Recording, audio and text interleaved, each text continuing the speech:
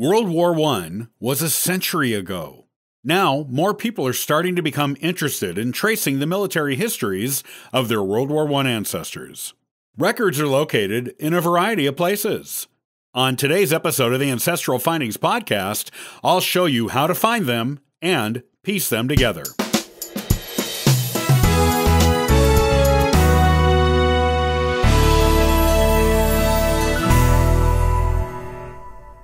Now, with the 100-year anniversary of World War I, it is an interesting project to research your ancestors' World War I history. Whether it is a direct ancestor or a collateral relative, collecting and preserving the stories of those who served in what was then known as the Great War is a worthwhile endeavor. These are all stories that need and deserve to be told, as everyone involved was a hero in their own way. If you are interested in or curious about the history of your World War I ancestor while they served, this is the way to research it. The first thing to remember is that World War I records have not been prioritized by the federal government. It is only with the advent of the centennial anniversary of it that some kind of effort has started to be made to collect all available World War I records into one location that is easy to access for researchers. This means your ancestors' World War I records may be in many different locations right now. Many researchers looking for military records give up when they discover that a fire in 1973 at the National Archives Records Personnel Center in St. Louis, Missouri, destroyed 80% of Army personnel records from 1912 to 1960. This should be no discouragement to you because the records of World War I are in so many other places. The best place to get started looking is at home with your own relatives. It is not out of the question that you may have personally known someone who served in World War I or know someone who knew that person well. Talk to your relatives and discover what is already known in the family about any members who served in World War I.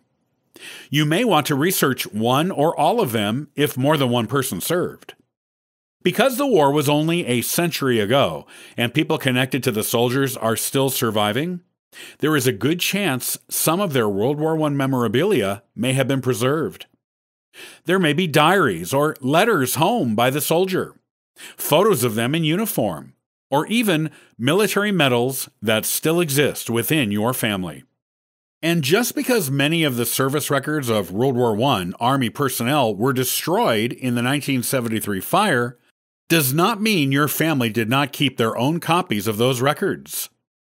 I have a copy of my great-grandfather's World War I discharge papers, something that was destroyed in its original form in the 1973 disaster, because he saved them, and my great-grandmother kept them after he was gone.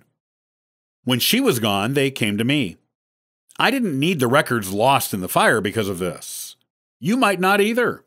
Also, if your ancestors served in the Navy, there was no Air Force then, their records may still be completely intact elsewhere, in another government repository. The fire only affected Army personnel records. Remember that as you search.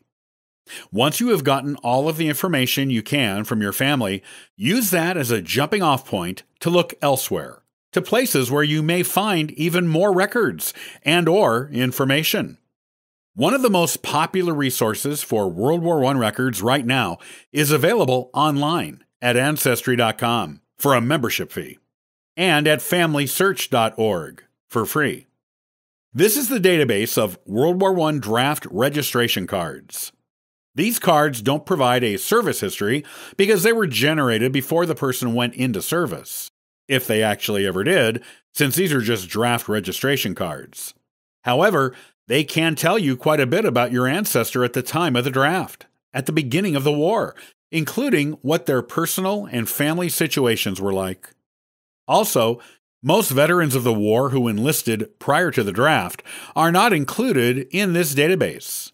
Still, if you find your ancestor in it, you can find the following information: their date of birth, their place of birth, their occupation at the time of the draft, their employer's address at the time of the draft, their personal address at the time of the draft, their closest relative, someone who will always know their address, whether they are married or have any children, and how many children, a physical description of them, including hair color, eye color, and build, whether they have any physical disabilities, their signature.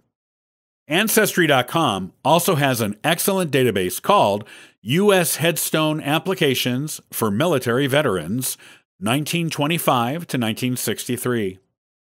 This is a database of requests for free government-issued headstones for veterans, some going back to previously unmarked graves for Revolutionary and Civil War soldiers requested during this time period.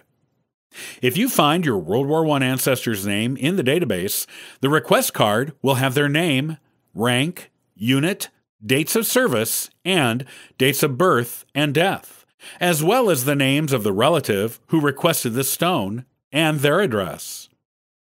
The Fold3.com website has a database of U.S. Veterans Administration pension payment cards for pension payments made between 1907 and 1933 to members of the regular Army and Navy, not draftees. You can discover whether your ancestor was granted a pension, on what grounds, when they served, where, what unit, they served, and how much their pension payment was. Local newspaper archives may have articles on your World War I ancestor either during their service or after their return. Local and county courthouses may have military paperwork that returning veterans filed there for safekeeping, including discharge papers that may otherwise have been ruined in 1973 in St. Louis. State Adjutant General offices usually have records of those serving in the National Guard, so if that is where your World War I ancestor served, you may find records of them there. You can also check the National Archives in St. Louis to see if your ancestors' records were among the 20% that was not ruined in 1973, or if they are the ones that have been restored over the years. The National Archives in Kansas City, Missouri, has medical records and final payment vouchers for World War I military personnel of both Navy and Army. As you can see, there are plenty of places you can look for your World War I ancestors' military records and begin piecing together the story of their military history.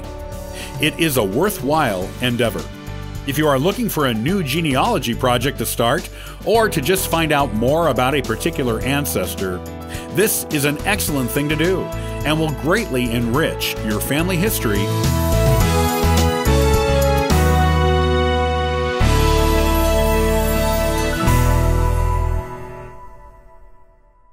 Who was Richard Henry Lee?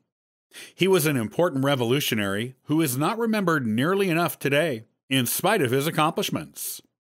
On the next episode of the Ancestral Findings Podcast, I'll talk about this extraordinary and influential American patriot. Copyright by Ancestral Findings, all rights reserved.